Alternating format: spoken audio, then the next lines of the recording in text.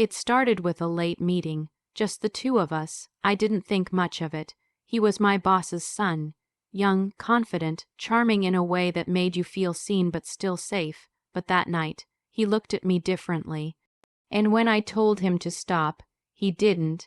I was out of breath not just from what he did, but from the guilt that rushed in after. I should have pushed him away, but I didn't. I always told myself I would never cross a line like this. Especially not at work. Especially not with someone so close to the man who signs my checks. But life doesn't always whisper before it wrecks your sense of right and wrong. Sometimes it just happens, suddenly, and you don't even realize you're drowning until it's too late. It started simple. My boss had been out of town for a conference and asked me to keep the office in order. I'd been his executive assistant for 3 years, and he trusted me like family. So when he said his son might drop by to pick up some documents, I didn't think twice. His son, Jordan, was 26, fresh out of grad school. I'd met him once at the company Christmas party. He was polite, confident, maybe a little too charming for his own good, but harmless, or so I thought. It was late Thursday evening. Most of the staff had gone home, and I stayed behind to finish reports. The lights were dim. The silence, calming. Then he walked in, Jordan, smiling like he belonged there, like he'd been waiting to see me. "Hey, you're still here," he said casually, setting his bag on the counter. I nodded. "Just wrapping up reports for your dad." "You're always the last one out, huh?" He chuckled. Something in his voice lingered longer than it should have. He leaned against the desk, watching me type. I tried not to notice his gaze, or the way his cologne filled the room when he stepped closer. "You ever take breaks?" he asked. "Like real ones?" I smiled politely. "Not when deadlines are breathing down my neck." "You should let someone else take care of you for once," he said. And this time it wasn't playful, it was intentional, heavy, dangerous. I stood up to file the last report, but he stepped closer, too close. His fingers grazed my wrist. "Just barely, you work too hard," he whispered. And for a second, I froze. I should have told him to leave. I should have reminded him who I was, his father's employee, but I didn't, because in that moment I wasn't thinking about right or wrong. I was thinking about how long it had been since someone looked at me like that. Really looked. Before I could say anything, he was there, kissing me, slow, firm, unrelenting.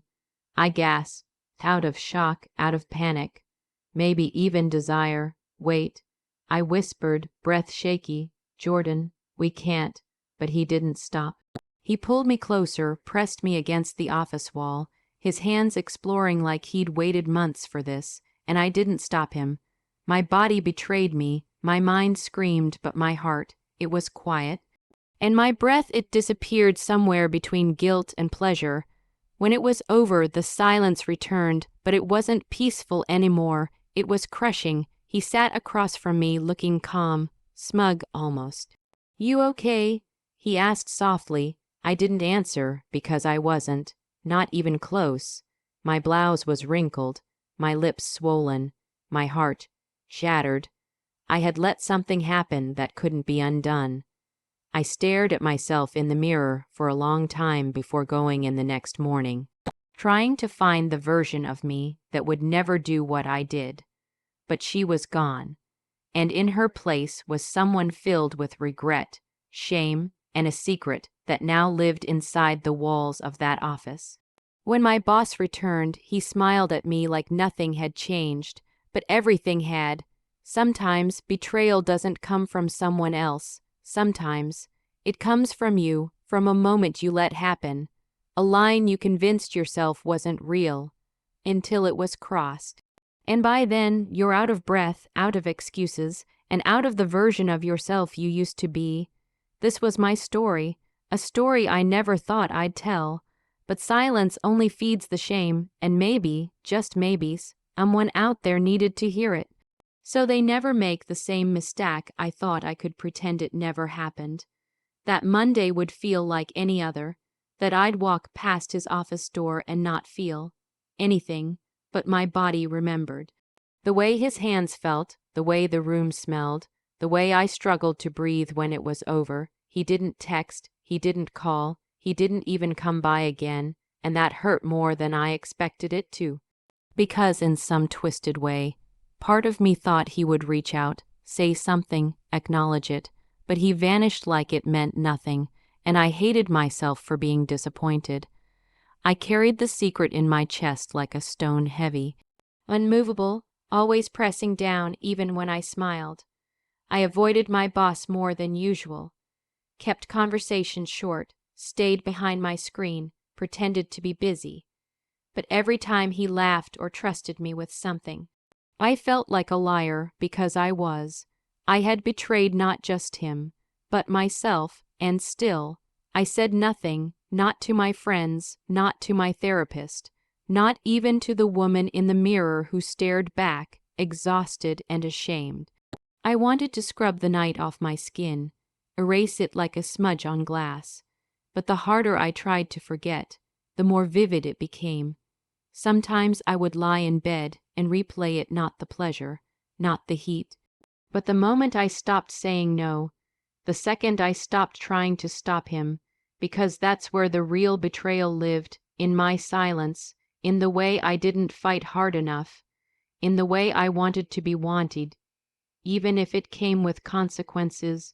There were moments I thought about quitting, walking away from the job, the office, the guilt, starting over somewhere new, but running wouldn't fix what I'd done. It would just follow me, like a shadow that grows longer in the dark. And I was tired of running, so I stayed day after day, pretending I wasn't broken, pretending I didn't flinch every time someone mentioned his name, pretending I didn't want to cry when my boss said, "I trust you more than anyone." He meant it as a compliment, but it pierced deeper than he'll ever know, because trust was the one thing I no longer had in myself. I don't know what Jordan thinks of me now, if he even remembers that night, if he tells himself I wanted it, or pretends it never happened at all, but I remember every second, every breath, and I carry that memory alone, not because I have to, but because it's mine, and some truths, no matter how ugly, are meant to stay buried inside us, not to protect others, but to remind us of who we never want to be again. It's strange how one night can reshape you, how something that lasted less than an hour can echo inside you for months. Years, maybe. I still sit at that same desk, still answer the same phone, still write emails with perfect grammar and a calm, professional voice.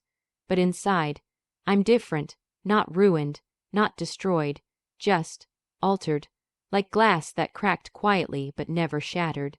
Sometimes I wonder what people would say if they knew. If I told my boss the truth, what would he do? Would he believe me? Would he see it as a betrayal? Or would he blame his son? Would it even matter? Because the part that haunts me most isn't what Jordan did. It's what I didn't do. The moment I let something unfold that I knew I couldn't live with after. The way I didn't scream or run or make it stop. And maybe that's the hardest part, the quiet guilt, the kind that doesn't shout but whispers in the shower, on your drive to work, right before you fall asleep. I've learned to live with it, to carry it without letting it crush me. Because if I don't, it wins, and I won't let this define me. It's just a page, a dark, messy, shameful page in the story of who I am, but not the ending. I still believe in healing, in second chances with ourselves, in learning how to forgive the versions of us that made mistakes while aching for something more. I'm still learning how to be gentle with that version of me, because she wasn't evil, she wasn't reckless. She was just tired of being invisible, and for one moment she wanted to feel chosen, even if it cost her peace. Now I choose myself, quietly, every day, and maybe that's how you begin to heal, not all at once, not loudly, but piece by piece, breath by breath, until one day the weight doesn't feel like punishment anymore, just a lesson you survived. Some nights I still wake up breathless, like my body remembers before my mind does, and for a moment I forget where I am, who I am. I'll stare at the ceiling in the dark, my chest rising too fast, like something is sitting on it, and all I can think is, I should have stopped him, but then I remember. I didn't, and I hate that silence more than anything. Not because it means I wanted it, but because it means I didn't fight hard enough to say no when it mattered most, and that's something I still carry like a bruise no one can see. It shows up when someone touches me too softly, when someone compliments me without looking at my eyes, when I hear his name, even from strangers. It lives in the way I've started dressing a little plainer. How I pull my sleeves down longer, keep my hair tied back tighter, as if somehow that will make me feel safer, less seen, but deep down I know it wasn't the outfit. It wasn't the time of night. It wasn't the office. It was me. I didn't have boundaries strong enough to hold me up when I was lonely, and I was lonely. That's the part I never say out loud. I was lonely, not just for attention, but for connection, for someone to notice that I was tired of being useful and professional and invisible. And the worst part, he noticed, not in the way I needed, not with kindness, not with patience, but he saw the crack in my armor and stepped through it, and I let him. Some days I forgive myself. Other days, I don't. Healing is messy like that. It's not linear, not a straight line you walk with confidence. Some days I feel strong, like I'm reclaiming myself. Other days, all it takes is a familiar scent, or a memory that comes uninvited, and I'm back in that room again, pressed against the wall, too stunned to speak, too ashamed to scream. I've stopped asking myself if I was the victim or the villain in this story, because the truth is, I was just a woman, flawed, lonely, human, and maybe that's enough. Maybe that's the beginning of grace when you stop needing to label the wound and instead just learn to live with the scar. Quietly, deliberately, not because you've forgotten, but because you've decided it won't own you anymore. I never told anyone the full story, not because I was afraid of being judged, but because I wasn't sure I could survive hearing it out loud. There's something about speaking certain truths that makes them feel more real, and I wasn't ready to feel it all over again, so I buried it, under smiles, under busy schedules, under the illusion that I had moved on. But pain doesn't dissolve just because you deny it. It waits. It lingers in the quietest corners of your life, until you're finally brave enough to look at it without flinching. That bravery came slowly. In pieces, in the way I started saying no again, in how I didn't flinch when someone new touched my hand, in the long drives home where I let myself cry without guilt. I stopped asking for closure from him. From the moment, from the silence that followed, because I realized something closure isn't something you wait for, it's something you decide to give yourself, the moment you stop needing the past to apologize. He never said sorry, and maybe he never will, but I've stopped building my healing around the words of people who never saw the damage they caused. I know what happened, I know what it did to me, and I know who I've become because of it. I'm still soft, still quiet, still the kind of woman who wants to be loved gently, but I'm no longer the kind of woman who lets someone take without asking. Not anymore. Now, I protect my peace like it's sacred, because it is, because I am, and if no one else ever hears this story, that's okay, because I did, and I survived it. That's enough. Some wounds don't need to be healed loudly. Some stories don't need to end with revenge or confrontation or even justice. Some just need to be told so they stop echoing inside you. This was mine, not for sympathy, not for validation, but for stillness, because silence is heavy, and I was tired of carrying it alone. There was a time I believed telling this made me weak, but now I know the truth. It takes more strength to sit with what you've done, what you've allowed, what you regret than it ever took to pretend you were fine. I still go to work, still pass that hallway, still smile when my boss calls me by name, Completely unaware of the night his son changed me forever, but now, when I smile, it's not out of guilt, it's not fear. It's not shame, it's quiet acceptance. A kind of peace that only comes when you stop begging the past to look different and start building a future where you never forget. But you also don't repeat. That night happened, I didn't stop him, he didn't stop himself, but I'm still here, breathing, wiser, harder to fool, more protective of my heart, and for the first time in a long time, I'm not out of breath.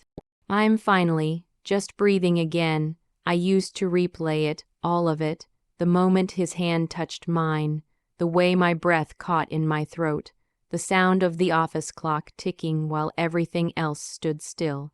Over and over, like if I rewound it enough times, maybe I'd make a different choice. Maybe I'd pull away, maybe I'd speak louder, maybe I'd say no, and this time, mean it. But time doesn't work like that. It only moves forward, even when you're stuck in a moment that never seems to end. I don't replay it anymore, not because I've forgotten, but because I've forgiven the version of me who froze. She wasn't weak. She was scared, she was tired, she was human, and she deserved grace, not punishment. So I gave it to her, quietly, alone, without anyone watching, because healing isn't performance. It's private, sacred. Something you do for yourself when you realize survival wasn't the end of the story. It was the beginning of a new one, and this is mine now, the one I write with clearer eyes, with stronger boundaries, with softer steps, but firmer ground. I won't ever be who I was before that night, but I'm not meant to be. I've learned to love the silence again, not because I'm hiding, but because I'm finally at peace. And peace doesn't need to be loud. It just needs to be true. I think the hardest part wasn't what happened that night. It was waking up the next morning and still being me, still showing up to the same place, still wearing the same clothes, still carrying the same name, but feeling like something inside me had been rewritten. In ink I didn't ask for. There was no scar to point to, no bruises, nothing anyone would notice. But I noticed, and that was enough to change everything. Healing didn't come all at once. It didn't feel brave. It didn't feel strong. It felt like sitting on the edge of my bed in silence, choosing not to spiral today, choosing to eat, to sleep, to breathe, to keep going, even when the weight of shame still pressed against my ribs. And slowly, without fanfare, without applause, I started to feel like me again. A quieter me. A gentler me, but still me, the kind who no longer chases closure, the kind who no longer seeks punishment, the kind who lets the past be a place she visited once, but no longer lives. And maybe this is all that healing really is, not erasing the story, not rewriting the past, but learning how to hold it in your hands without letting it crush you, and finally putting it down because it's not who you are anymore. I don't need to tell this story again. Not because it doesn't matter, but because it already did what it came to do. It shook me, shaped me, opened parts of me I had buried too deep for too long, and now I can finally let it rest, not in bitterness, not in anger, just rest because I've spoken every word I needed to say. I've cried every tear I didn't know I was holding. And I've forgiven myself in ways no one else ever could. Not because I forgot what happened, but because I remembered who I was before it did. She's still in here, somewhere beneath the silence, beneath the ache. She's softer now, but not weak, more careful with her heart, but still willing to love. She doesn't need to be loud. She doesn't need to prove she's healed. She just needs to wake up every morning, look in the mirror, and not flinch. And she does. Most days she does. That's enough. That's everything. Because even after the story is told, after the pain is whispered out into the world, there's still the quiet. The kind of quiet that doesn't ask for more, but still lingers, so I sit with it, not running, not erasing, just being here, breathing, letting the stillness wrap around the final edges of the memory, like a soft blanket over something fragile, finally laid to rest. I don't need closure from him. I don't need an apology. I don't even need to be understood. I needed this space, these words, this truth, finally spoken. If only once, and only here, not for revenge, not to shame anyone, but to give myself back the voice I lost in that moment when everything went quiet, except the sound of my own heart breaking. And now that I've heard myself again, really heard myself, I'm done holding my breath. It's okay to move forward now, not away from it, but with it. The weight is lighter somehow. And maybe no one else will know what this meant.